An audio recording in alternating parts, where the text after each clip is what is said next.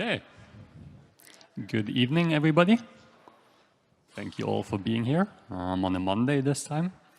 I have the honor and the pleasure to introduce our next speaker. So originally we had a guy joining us from Berlin doing like a Zoom broadcast hybrid type talk, Dimitri Repunsis. He had to cancel last minute, so we had one of our board members of pros jump in, and now I have the pleasure of introducing Nathan. So Nathan did his bachelor's in psychology at the University of Zurich and is currently completing his master's also at the University of Zurich. He has been part of the Scheidecker research team doing research in psychedelics with substances such as DMT, pharmahuasca, and 5-MeO-DMT. And yeah, he's dedicated to pursuing a career in the field of psychedelic therapy. So after completing his master thesis in the research team with Helena, which he's going to be presenting on tonight, he's aiming to do the psychotherapy education in Basel, and will also be working as an assistant psychologist, and that's coming soon. But back to his master thesis, he had the honor and the pleasure to do his master thesis under the supervision of Helena Eicher, a living legend in this field, and he's going to be presenting the data tonight. The master thesis is about the subjective experience. Before I spoil it too much, I'm going to give Nathan the word. It's a pleasure to have him join us and speak, and yeah. Welcome, Nathan.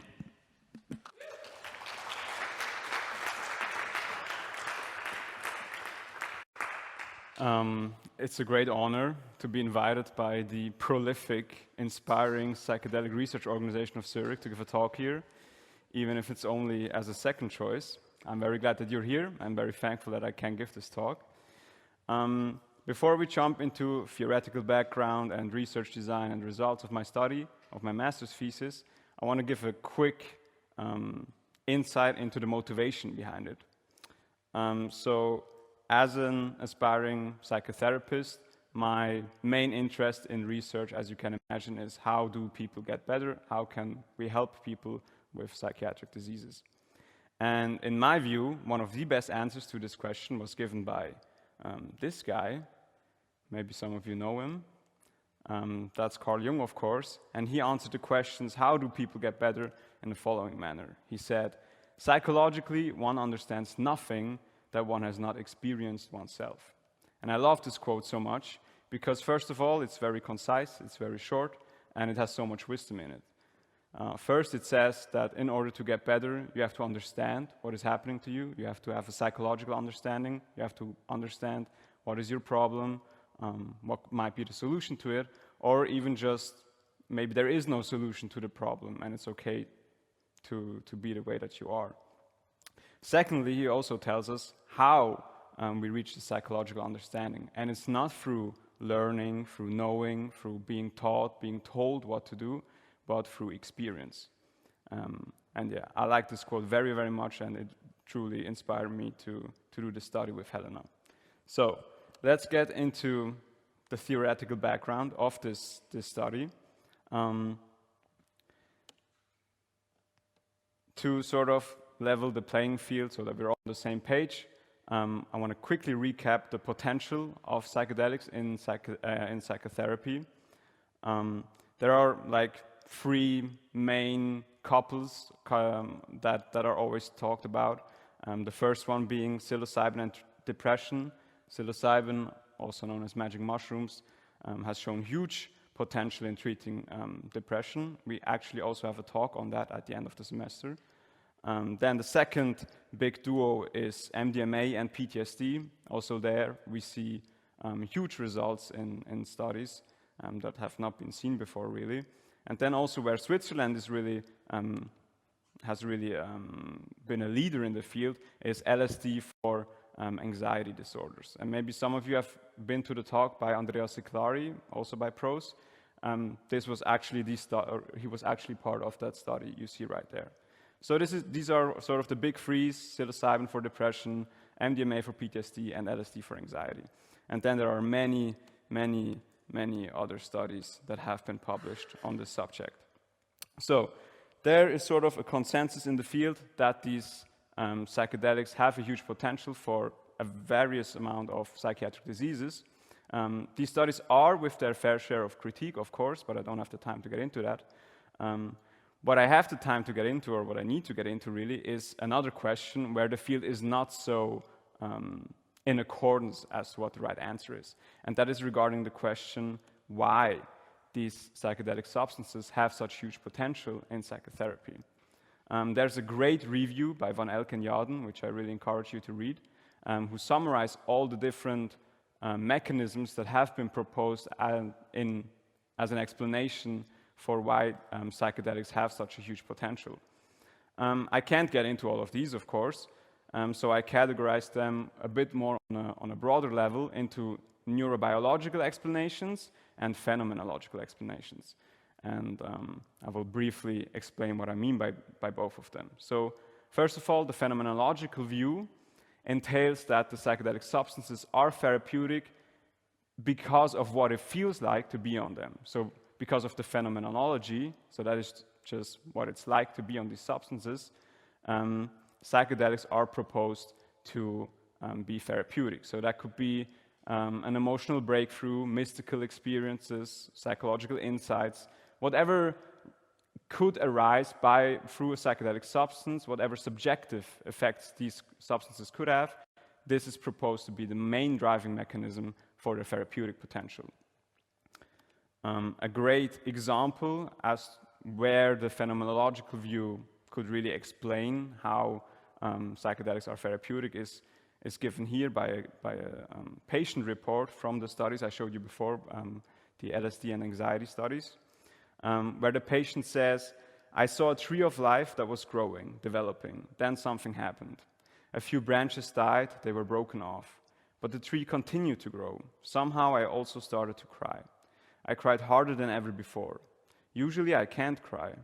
I understood that this tree, these branches, they were my brother and my mother who had died."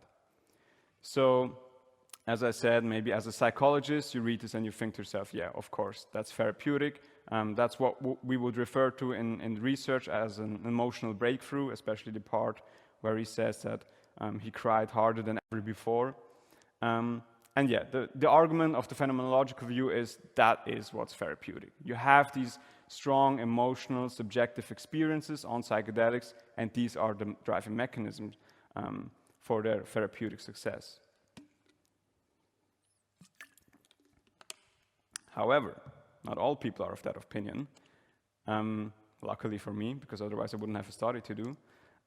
There's also the neurobiological view. And the neurobiological view says, well, maybe these phenomenological experiences are important, but there's another facet about psychedelics that is strongly discussed in the field, and maybe psychedelics are really just that therapeutic because of this facet. And the facet I'm talking about is the possibility of psychedelics to induce neuroplasticity. So it is argued that when you inject a psychedelic substance, some tasty cocktail of neurobiological, pharmacological mechanisms takes place. This then results in neuroplasticity, and that is really what drives the therapeutic effect of psychedelic substances. Maybe neuroplasticity is the ability of the brain to change, really. And so the conceptual framework that sort of lies beneath this theory is that of psychopathology as a form of stuckness. So almost every form of psychopathology, so depression, OCD, PTSD, can be thought of as some form of being stuck. You can be stuck in a thought pattern, you can be stuck in a behavioral pattern. OCD is a particularly suited example for that, where people just can't stop washing their hands, for example. They can't get out of that. They are rigid in their beliefs and their behaviors. And that the conceptualization of this view is that this basically applies to almost every psychopath or to every psychological disease. And so they argue, well, if your brain is too stuck, if it's too rigid, what you need is something to make it more plastic, to make it more malleable. And so they argue, well, psychedelics do make the brain more plastic, and so that must be the driving mechanism of psychedelic-assisted therapy. So where does this leave us with? It leaves us with the following observation. We have in the very same journal, actually in the very same issue of said journal, one article saying that the subjective effects of psychedelics are necessary for their enduring effects, and then another paper which says the exact opposite. So the subjective effects of psychedelics may not be necessary for their enduring therapeutic effect. And so that's an obvious research gap. There's an obvious clash there. Well, are the subjective effects necessary or not? And that's basically what Helena and I try to answer with our study. I should disclaim now, because this led to confusion on another day, that this is not a published study, this is just photoshopped, so don't go searching for it. I just thought this would be a creative way of presenting our research question. Anyway, that's our research question. Are these subjective effects of psychedelics therapeutically relevant? And important adjunct to that is from the perspective of the patient. So our main goal was to reach out to patients and get their view on this topic. So let's jump into the study. Some of you might know that already, but Helena and I really profited from the fact that in Switzerland we are extremely privileged to do psychedelic research. As I said, some of you might know this already, but already since 2014, so over a decade now, psychedelic-assisted therapy has been legal and could be provided by physicians under the name of the Limited Medical Use Program, which is supported by the Federal Office of Public Health. And so, because we have such a long time span of psychedelic-assisted therapy, we estimate that around 1,000 patients have already received psychedelic-assisted therapy. And what is really important for me here to stress is that these are not studies. So the things I've shown you before, where it's like psilocybin for depression, LSD for anxiety, these were all study environments. Maybe the patients had a Venflon in their arm, they had an EEG cap on, they needed to fill out weird questionnaires during the trip. These patients did not have to do that. This was just psychedelic-assisted therapy. So patients being in a room with a psychotherapist and a psychiatrist and, well, tripping, essentially. So our idea was, well, we have this extremely privileged position that we have access to this pool of patients who have undergone psychedelic-assisted therapy. Let's contact the practitioners, so the physicians, ask them to recruit their patients and have them give their patients the survey that we came up with. And so we came up with an online survey, with an online questionnaire, where our main goal was to assess, well, how therapeutically relevant are these psychedelic effects? And so how we did that is we took established measurements in the literature who are designed to assess psychedelic experiences. So the first one is the 5D-ASC, maybe some of you know them. That's the 5-dimensional altered states of consciousness questionnaire. It's a really broad measure of altered states of consciousness. It's not only used in psychedelic research, it can also be used for like meditation research or sort of spiritual experiences. Then we have the EBI, the Emotional Breakthrough Inventory, which is designed to assess emotional breakthroughs. The PIS-6, that's a psychological insight scale, which is designed to assess psychological insight after a psychedelic trip. And we also assess the Challenging Experience Questionnaire, but don't have time today, sadly, to go into the results of this questionnaire. And then we also had open questions, which I'm very, very happy about, because that way I can also bring you some statements from patients themselves. And we also had some self-generated items. So, but the main part really were these established measurements in psychedelic research to assess psychedelic experiences. And how we assessed the therapeutic relevance of these measurements is sort of twofold. First, we gave the people, the patients, these questionnaires who assess different phenomena, and we asked them, how much did you experience them on a scale from 1 to 5? Can you see that? Yeah, kind of. So this is, for example, from the 5D-ASC. The first item is, I had the feeling of being outside of my body. And the second item is, things in my surroundings had some new foreign meaning to me. And so first they had to rate if they have ever experienced, or how much they have experienced that when they experienced it. And we did that because, as you can see in this case, for example, the patient would say he very much experienced being outside of their body, but he didn't experience at all that things in their surroundings had some new meaning to them. So it doesn't make sense to ask this patient now whether the second item was therapeutically valuable because they didn't experience it. So this was sort of a filter question for our survey. And so for this patient, for example, he would answer that in this way, and then on this next page, item 2 wouldn't come up again. Instead, he would only see item 1. I had the feeling of being outside of my body, because he said that he really experienced that.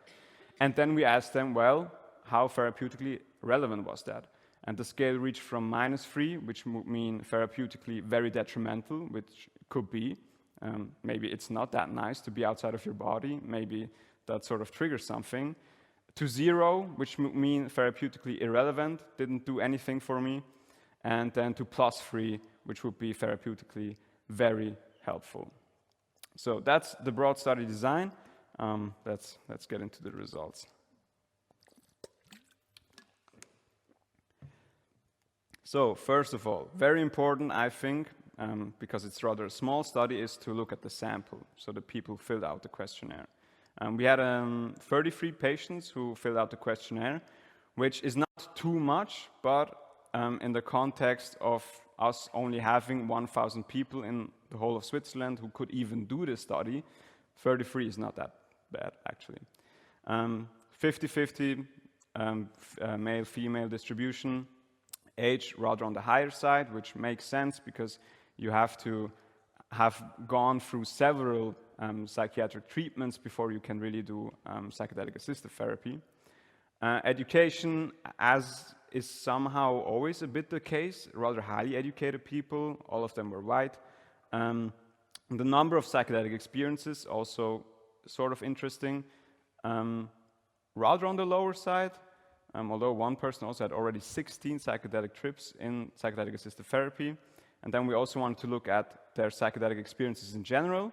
Most of them rather on the lower side. One guy who was a bit more exploratory in their psychedelic experiences.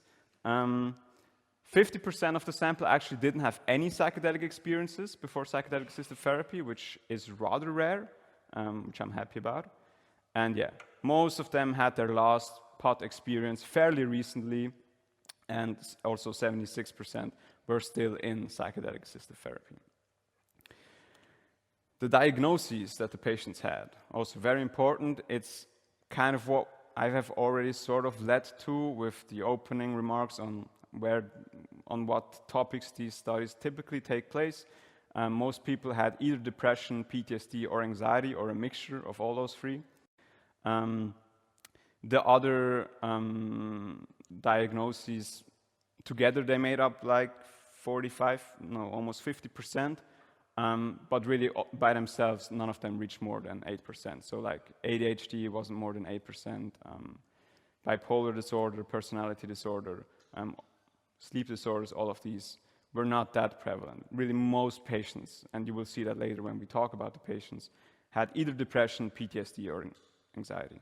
PTSD is post-traumatic stress disorder. The psychedelics used in psychedelic-assisted therapy, also kind of what we would expect, mostly MDMA and psilocybin, LSD and ketamine, not so much. And maybe of particular interest to those of you who have never taken a psychedelic, which I assume none of you have because that would be illegal, we also asked the patients what they would compare a psychedelic experience to. Because it's pretty hard to talk about psychedelic experiences, some even say that there is a certain ineffability to psychedelic experiences, which translates to there being an impossibility to put into words what happens when you're on a psychedelic. So we asked them, well, what would you compare them to? So this is, I think, a pretty interesting graphic. I hope you can see that well. So on the y-axis, you see the percentage of people, of patients who said that that's what I would compare it to. And what we see all the way on the left is that the most common comparison was to a psychedelic experience being something like the inventory of the soul. I don't know if that's much more concrete, but I like the term. It actually comes from Vanya Palmer, a Zen Buddhist who's kind of well known in the psychedelic community. He proposed that we included that in the study, and well, he was right. A lot of people agree that that's what a psychedelic experience is like. Then second, we have dreaming, also something you hear a lot, that psychedelic experiences are sort of like dreaming. There are also people who very much don't agree with that. But in our case, a lot of people agree with that. Traveling, diving, and being like a roller coaster. Also interesting, I think that not many people have compared it to being high, which maybe cleans up with that stereotype a little bit. Then we also asked them, this is maybe more interesting to the aspiring psychotherapists in the crowd, what helps you with integrating these complex psychedelic experiences that are so hard to put into words. And psychotherapy only got second, but it still got a high agreement. Top was actually conversation. I guess psychotherapy and conversation are sort of the same thing. So most people think that it's really helpful to have psychotherapy or a conversation when trying to integrate these complex psychedelic experiences. Also very interesting that music is so high, that helps with integrating these experiences. Writing as well, and also time in nature. The other ones are rather negligible. So let's get to our first hypothesis, to our first main result. We of course hypothesized that the patients would say that the psychedelic experience is very therapeutically relevant for their therapeutic success. And luckily, we were right. So what you see here is this is a box plot. As I said before, it could have ranged from -3 to +3. And you see the mean value of all the questionnaires that we assessed. So the EBI, the PIS-6, and the 5-DASC, we took all those together, took the mean from them, and that's what you see. So the mean is 2.2, which is approaching ceiling, because it couldn't have gone higher than +3, and that is very much significantly different from 0. So patients very much agree with the fact that psychedelic experiences are therapeutically helpful for them. As I said, we also had open questions, so I would really like to get into some of the statements that patients have given towards this topic. So we directly asked them, well, there's this discussion in the field. Is it just neuroplasticity? Is it just a drug? Or is it also about the subjective effects? What do you think about that? And so here are some cool statements by patients. This is by a female patient with depression and PTSD. She says, I firmly believe that an improvement in the perception of self, which shapes mood and behavior, is due to one's experience of psychedelic journeys. Cognitive understanding of one's problems alone only helps so far, because it remains an external view. It is the personal experience that leads to a new experience of the self and takes effect from the inside out. I won't comment on these too much. I just want you to take them in and have you decide what you make of them. Another female patient with PTSD, she says, I'm a very cerebral person. I try to analyze everything and stay in control at all times. The substances showed me completely new ways. I relived the most terrible fear and at the same time realized that I didn't have to fear death. You have to experience and really feel all these things in order to be able to let them go and or integrate them. And lastly, another female patient with PTSD. I don't believe that switching certain levers in my brain would trigger the same understanding without these experiences. Perhaps changes in behavior, but not a conscious derivation of these changes. So these are, I think, some great qualitative indications that patients, aside from stating that quantitatively as well, very much think that psychedelic experiences are in fact necessary for their therapeutic effect.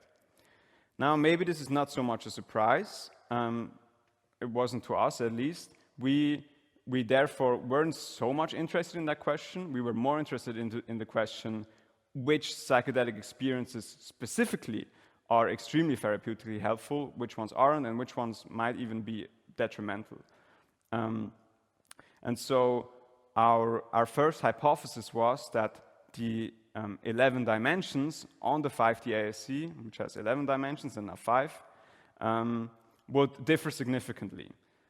So the 5D ASC has 11 different dimensions of psychedelic experiences, and we argued that these would differ significantly. Some of these would be very therapeutically valuable, some of these would not be rated as therapeutically valuable. And that's also what we found. So we are also very happy about this. Now, you might look at that and think, well, what are these dimensions? I left them out on purpose because I want to play a quick game and have you guess which one was the most therapeutically valuable. So as you see, the box plot is almost at the ceiling. It couldn't have gone much higher. This was rated as by far the most therapeutically relevant psychedelic experience, and I want you to guess which one of these 11 dimensions that could have been. You can just yell it out.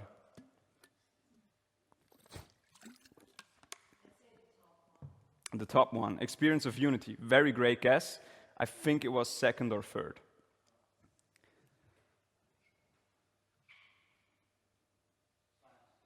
Five? 5 is disembodiment. No? Disembodiment was none. Yeah. 11, change meaning of percepts. Also not it.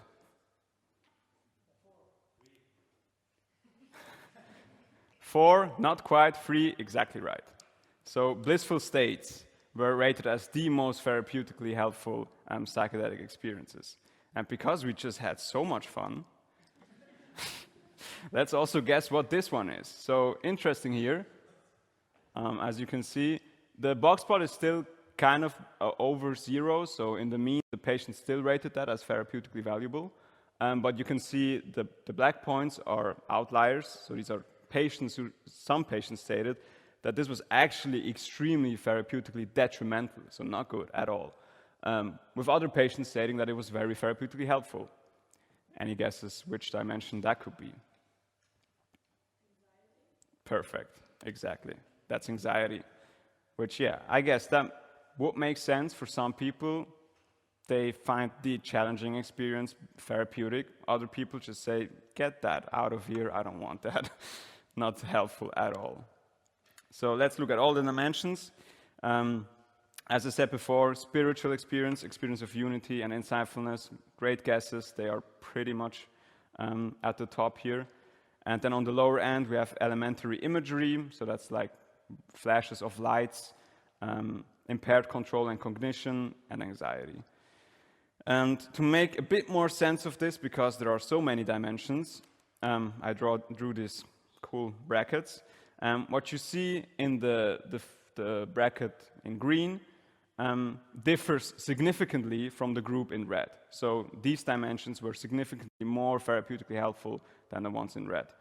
And the ones I circled in green are what could be conceptualized as mystical experiences. Not strictly speaking, because we didn't assess the mystical experience questionnaire, but where these dimensions originated from, these would have been, except for complex imagery, these would have been referred to as oceanic boundlessness, which is pretty much very similar to mystical type experiences.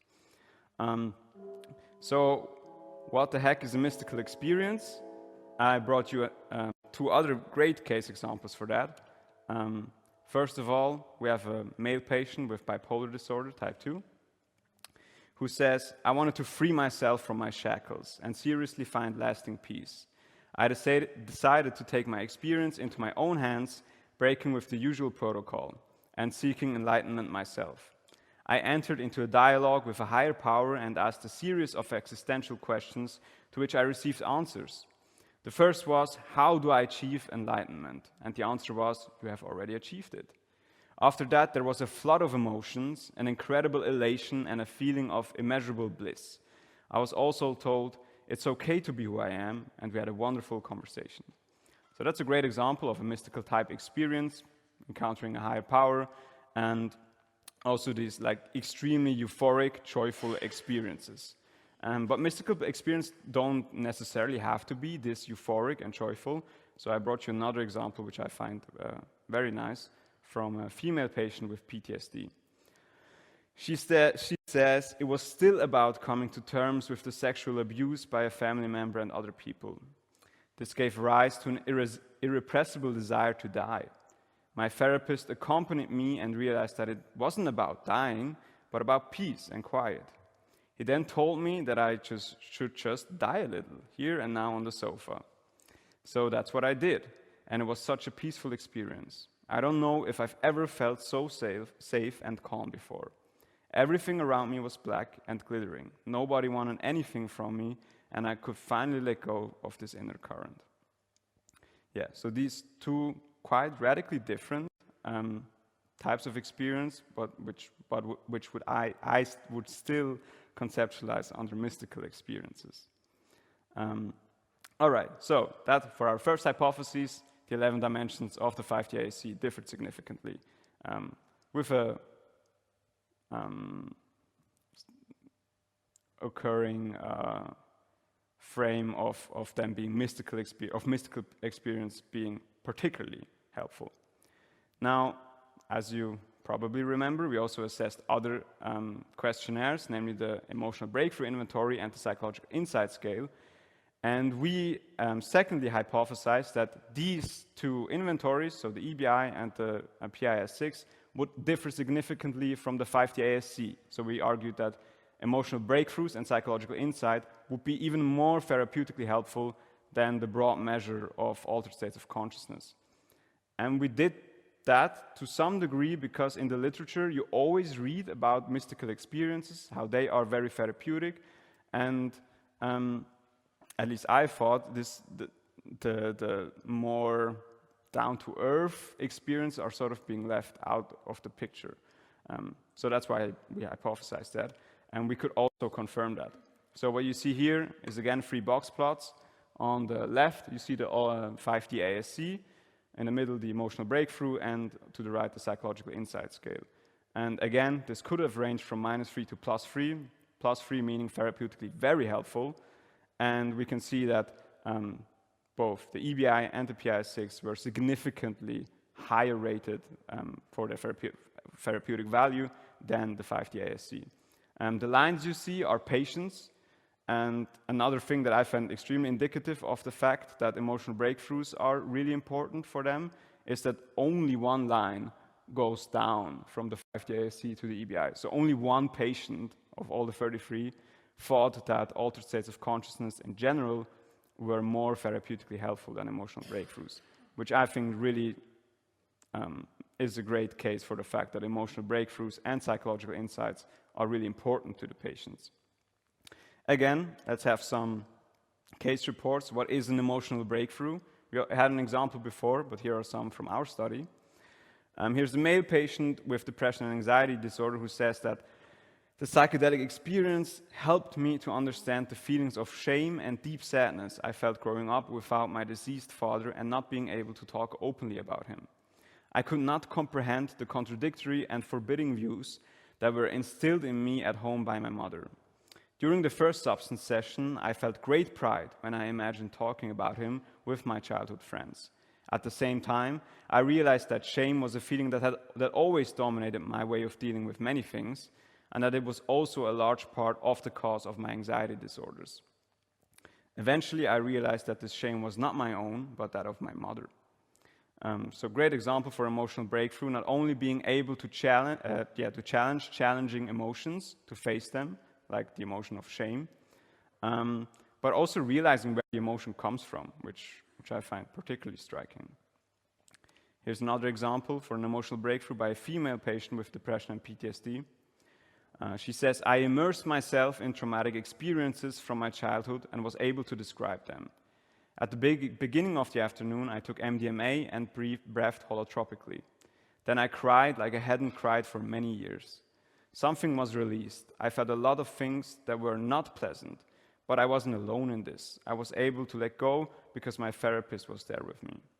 So very similar to the quote I showed you earlier from the anxiety patient on LSD studies. Again, this feeling of being able to cry like one has never cried before in their lives. And what also becomes apparent in this quote is that it's really important that a therapist was there for her. Okay, let's look at one example for psychological insight. This is by a female patient with depression, anxiety disorder, and personality disorder. She says, "It has helped me to," so the psychedelic experience, "has helped me to access unconscious parts and insight that might otherwise have been too painful or that I would not have been able to admit without MDMA. During the session, a voice said to me, 'You have been abused.' I was terrified, but then realized that I had indeed been emotionally abused by my narcissistic father. I also heard many beliefs that I held as a child, and it showed me where my problems had originated." So some of these phrases that she heard were, "I must be the way they want me to be. I am left alone because I am wrong." Sentences like this kept coming back to me, showing me patterns and revealing connections that had not been clear to me before. Finally, I also received some advice. For example, have more compassion for yourself and fight back.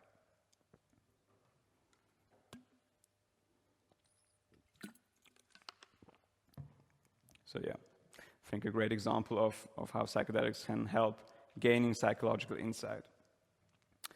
Then, because we are interested in which psychedelic experiences particularly, or which things about psychedelic experiences are particularly therapeutically helpful, we asked patients whether they were able to recall a very specific psychedelic experience that helped them gain insight into a personal problem or even resolve it.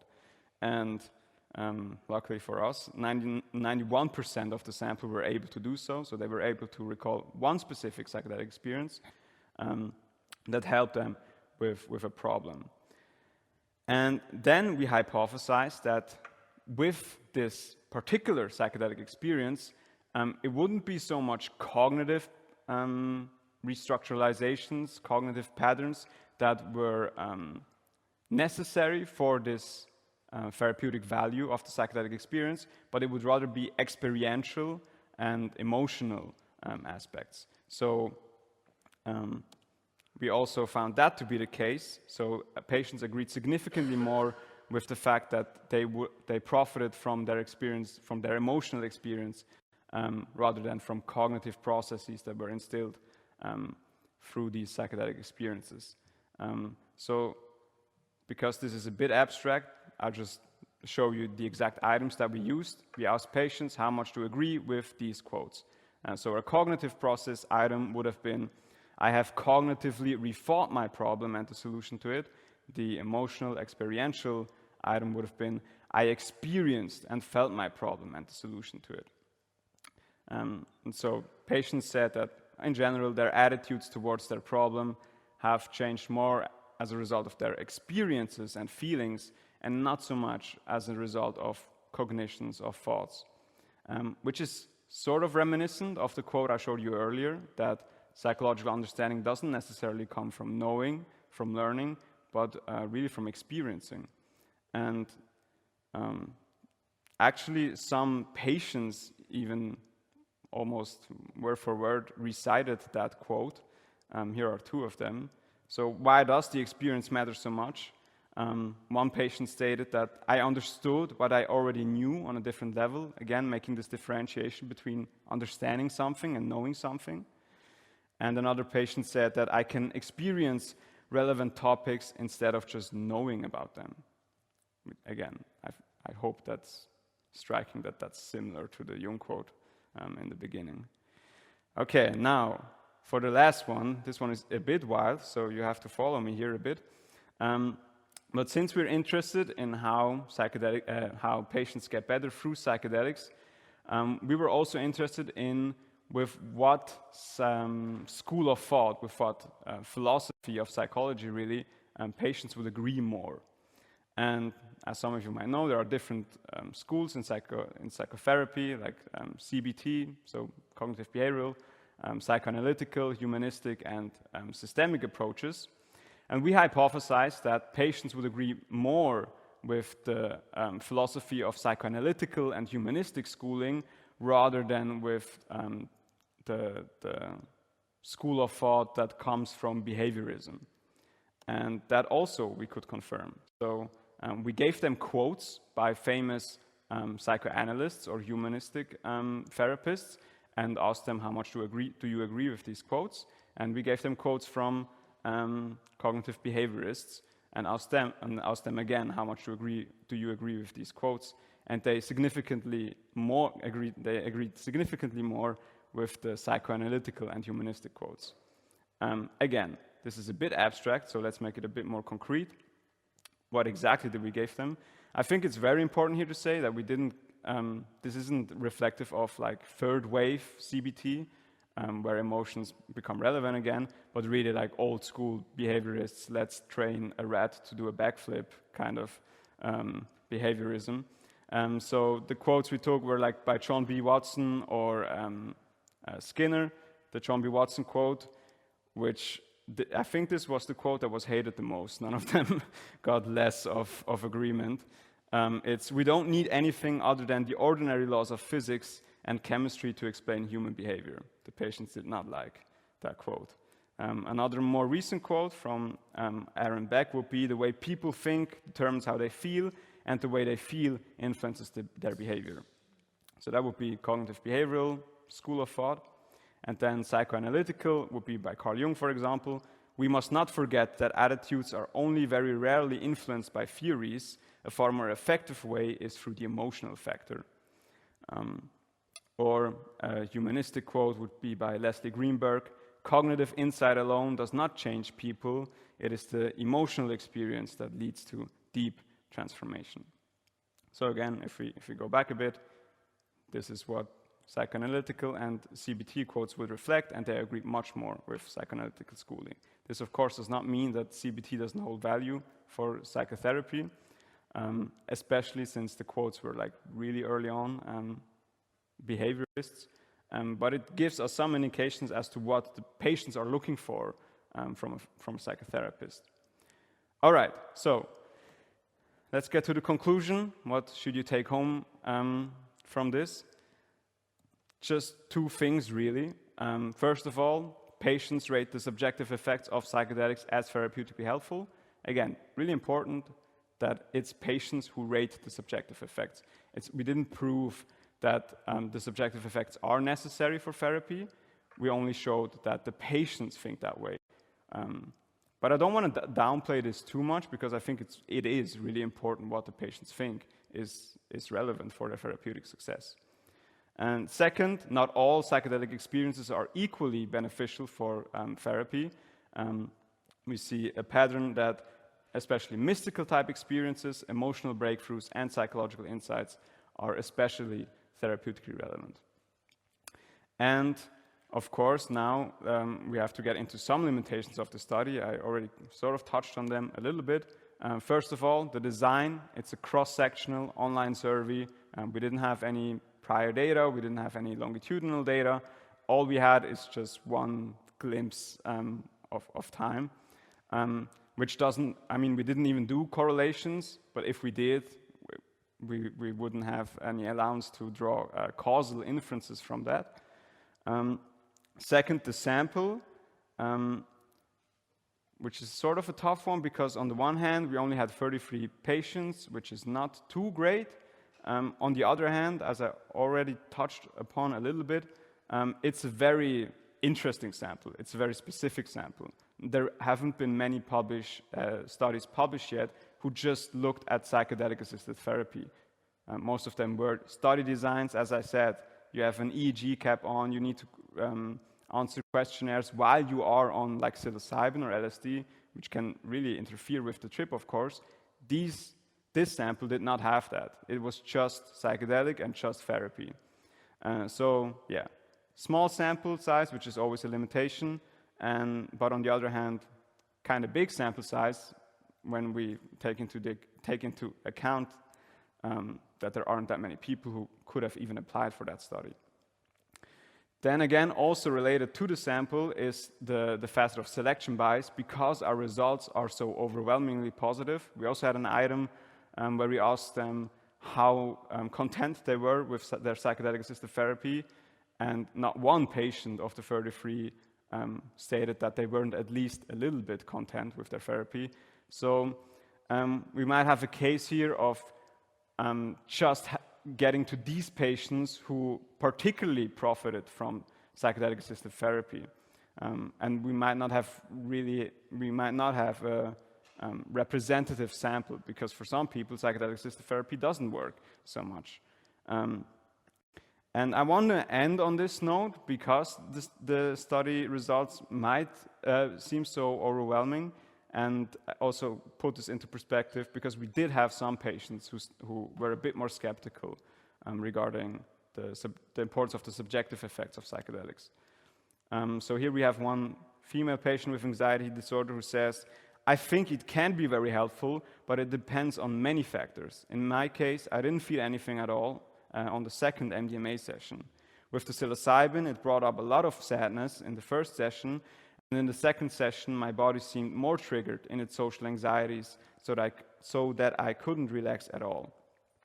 Unfortunately, this didn't lead to any insights or solutions, but only highlighted the problem." So, good case for a patient where this was not some miracle pill. Then we have another case from a male patient with complex PTSD who says that after the second MDMA session, "I was very emotionally moved. Without the very good psychological support, it might not have turned out well. The actual work and the most important experiences was only after the psychedelic-assisted therapy day. In hindsight, I also realized that my everyday life doesn't leave enough space to deal with the psychedelic experience sufficiently." And then, last but not least, again, reminiscent of the fact that these are really not miracle pills, there's work to it. This patient says, "It is work. I had secretly hoped that my problems would disappear, but at the same time I knew that it would involve work. I believe that the emotional experience and work, as well as the preparation and integration sessions in the group, are and have been the most important things for me." So really, again, stressing, it's not just you give LSD and then you're healed. It's really about work, it's about therapy, and for some people, even with all these factors included, it might still not work. So, with that being said, some huge thank yous, first of all, to the patients who filled out the survey. Again, they are patients, they have much better things to do in their life than helping me finish my master's. So I'm very grateful that they filled out these questionnaires, especially thankful to the manner in which they did, because they gave beautiful, lengthy trip reports. In fact, at the very end of the questionnaire, we had a debriefing question, from which we have also seen some quotes where we told them what the study is about and what they think about the subject. And we, like in bold, italics, all caps, we said, "This is not, you don't have to fill out this question, you're done with the questionnaire, you can do whatever you want to do now." And still, all 33 patients filled out that question, which on the one hand, I'm very thankful for. On the other hand, it shows how much patients want to have a voice and want to state their opinion on these topics that are often talked about in psychedelic conferences or whatever, but they sort of feel excluded from maybe. And then I want to say thank you to my brilliant supervisor, Helena Eicher, who really gave me all the supervision that I needed and all the freedom that I wanted. So thank you very much. Thank you to pros and all my buddies who looked at the survey, checked in on it, gave comments on it. And before I thank you for listening, I want to leave you with one last quote from my dear friend, Carl Gustav Jung. He says that the most beautiful truth is of no use if it has not become the very own inner experience of the individual. What we need is not to know the truth, but to experience it. Nothing is more fruitless than talking about how things should be, and nothing is more important than finding the path that leads to these distant goals. Most people know how it should be, but who can show the way to get there? Thanks for your attention.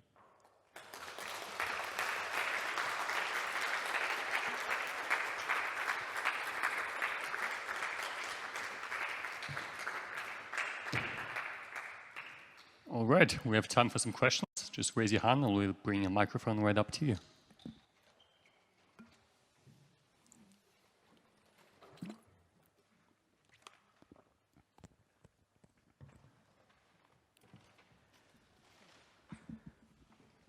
Thank you for the talk. I was wondering if there's an alternative to self-field questionnaires to evaluate the degree of mystical experiences or subjectiveness, because I guess there's always a slight bias on those. Yeah, that's a general problem in psychology. We really rely on self-report measurements, on just people stating what they think is true. In my psychology studies, a lot of times I've heard the sentence, "Nobody's more of a specialist about you than you," so self-report measurements do have their value. But yeah, of course, there are biases that are always involved with that. And yeah, if you came up with a great alternative, I would be very happy to hear it. I don't have one right now. There have been many approaches in psychology in general to sort of get rid of that problem, but none of them were really successful, I would say. So yeah, I think for the foreseeable future, that's just something we'll have to deal with. Thank you.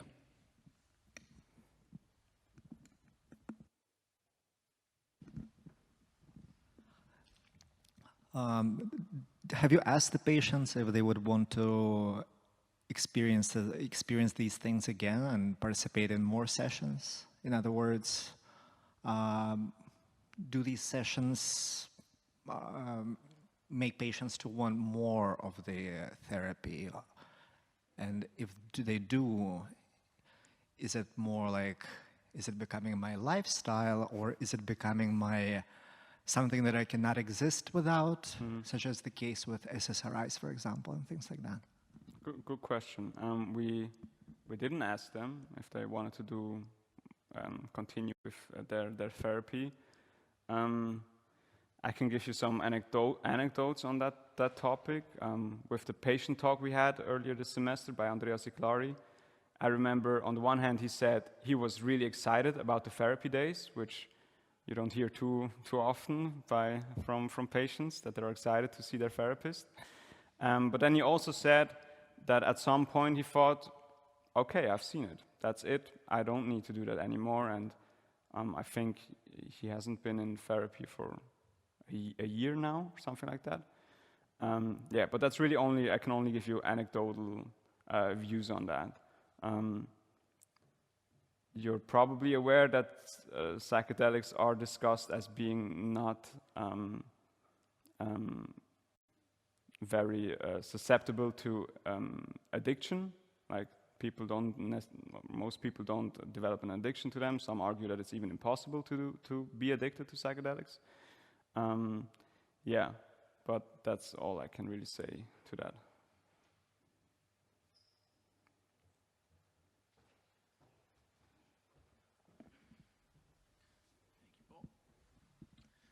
Hi, Nathan. Congrats on an awesome talk.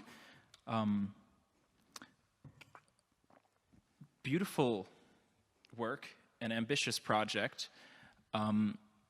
My question is similar to the first one, the first question that was asked. So typically when you have these like self-report questionnaires, whatever it may be, there's this idea that like introspection is always unreliable. Like you don't really know what's going on in your brain.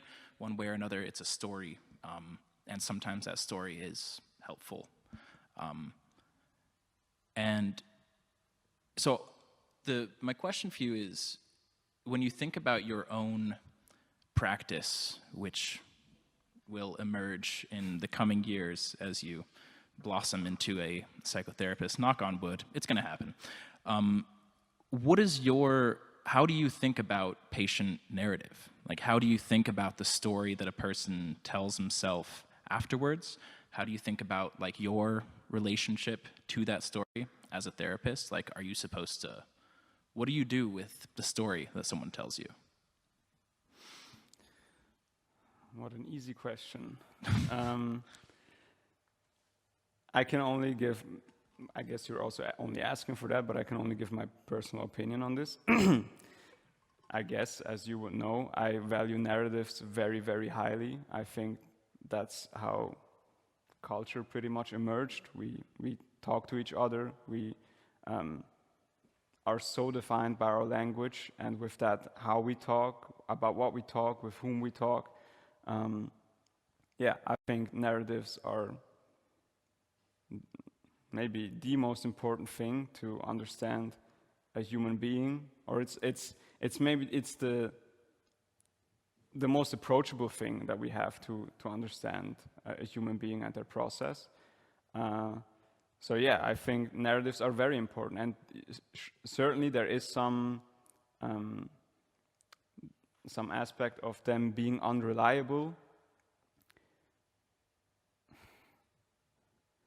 But like unreliable as to what? Like it's like you sort of construct your reality through your narrative, and that's what you experience. So getting at the narrative is, in my opinion, really getting at the reality of that patient, and I think that's as close as we can get. Wonderful, thank you.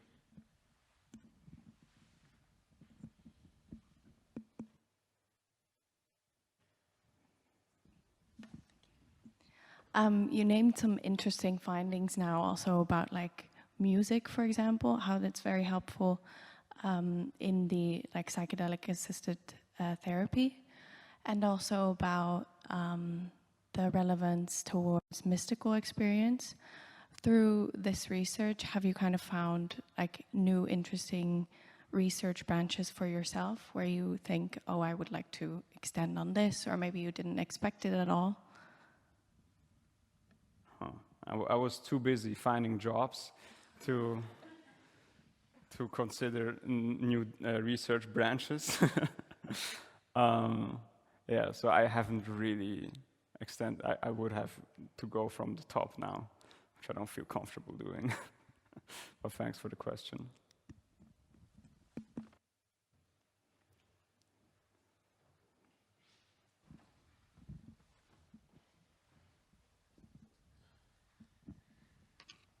Thank you for your talk. It's more a general wondering, I think, than really a question. I think on the first slides you had like a quote where it said, you have to experience it that you can understand it. And I was wondering, all these therapists who are like with the patients, they hadn't like this, or I guess they don't have this experience of such a trip. Isn't this a little like a limit to how much they can have empathy with these trips of the people, of the patients? You're touching on a really important subject in the field, I think. I don't think many people would argue that the psychotherapist should be tripping while the patient is tripping, but some are arguing that psychotherapists should have some experience with psychedelic substances to emphasize with these experience. Again, especially since some of them are characterized as being ineffable, not being able to put them into words. Some people are arguing, well, you need to experience that before you can really understand the patient. So I'm not qualified to comment on this exact topic. But it is a topic in the field, and I'm sure we'll learn a lot more about that in the future.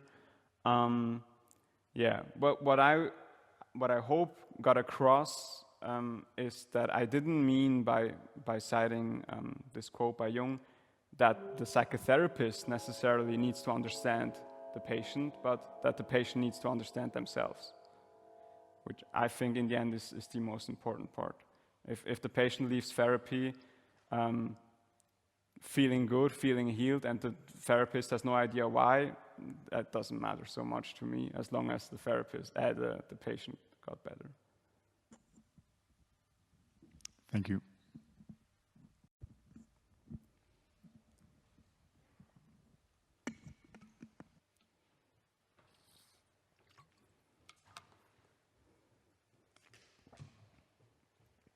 All right, considering that the time is coming to an end, let me try a closing word here. As you know, normally for these lecture series, we have leading experts coming, who spend their whole lives researching these things, researching these things, and presenting on them and talking on them. And for one of our student members, who's just a master student, to come and step up and be like, yeah, I'm going to present my data and talk in front of an unknown amount of people, and put it all out there. We're incredibly proud of having Nathan come here and present his work and his data as a lonely master student. So yeah, thank you so much, Nathan. That's truly incredible. It's only a time until Nathan is going to be one of those leading experts. I'm fairly certain of that. So it's really cool to have him here, be part of this, and I'm excited to see where you'll be going. Thank you all for being here. We're going to have an apéro outside. If you want, you can join. Nathan's going to be around. I'm sure he's approachable and will listen to your questions. And without further ado, I wish you all a lovely night. And again, thanks, Nathan.